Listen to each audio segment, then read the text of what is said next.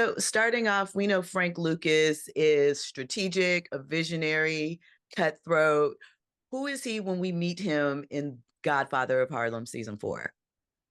Well, he's not those things yet, but I think he has the makings of, but he's pretty cutthroat. But other than that, visionary and sort of carving out his own lane. When we see him, he's just a guy, just a kid who came from a really traumatic situation, is trying to really flee his circumstance and try to find a new home in Harlem.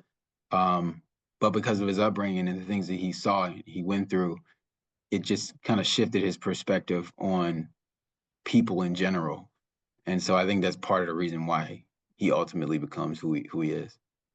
So will we get to see shades of who he ultimately becomes, like some of Mhm. those Yeah, moments? absolutely. You'll see, like a little flash in the pan of things to say, oh, okay, I see. Like, but there's a lot of it, obviously through the first couple episodes and throughout the rest of the season.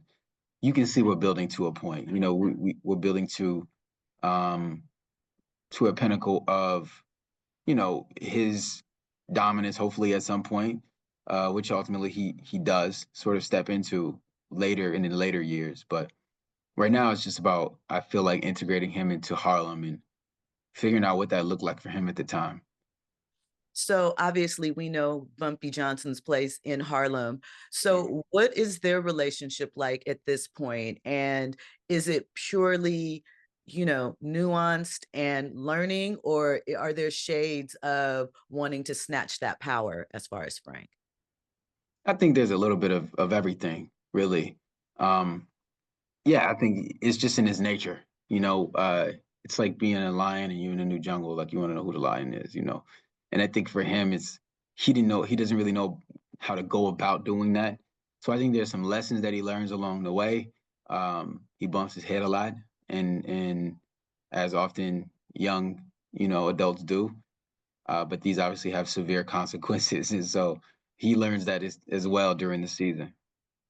So we know, like mentioned, Frank is equal parts chaos and charm. How do you Mm. tap into that internal conflict to make sure that it's not too much of either and we see the evolution as an actor?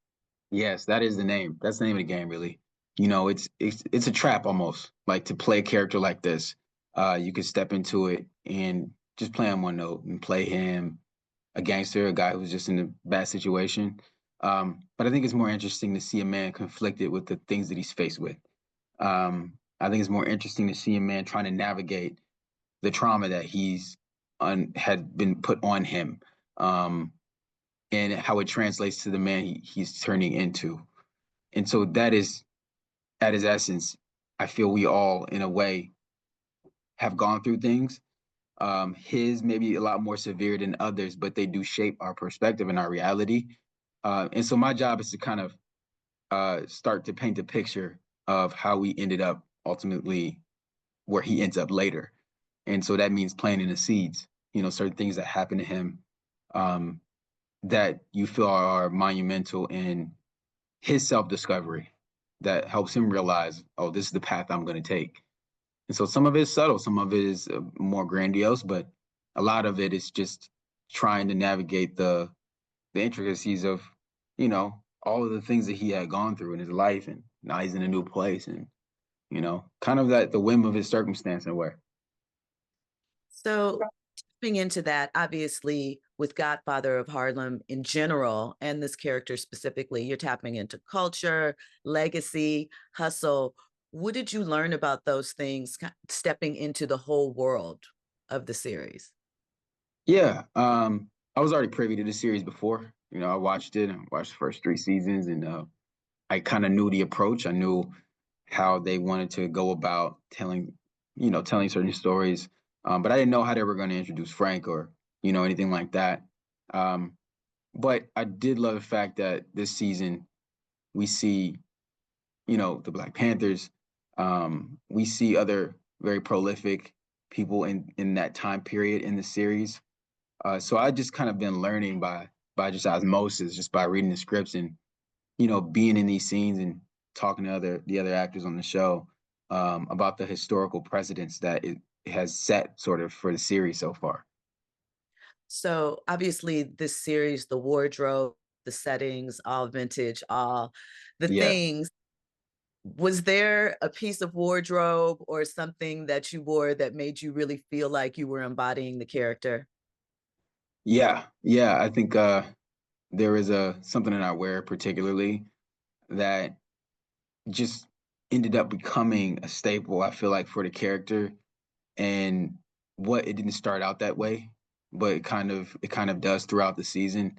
And I realized like, okay, I need to kind of hang on to this, and kind of felt like he had some attachment to it, but also it was like being able to step in between his new future and also his past. And I felt like this piece of clothing that allowed him to still live in that space.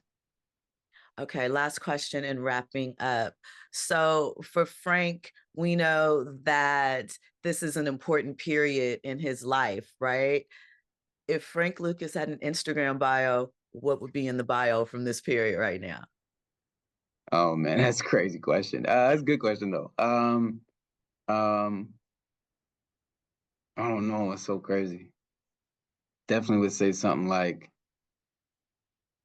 "country boy taking over Harlem," something like that. Okay, okay.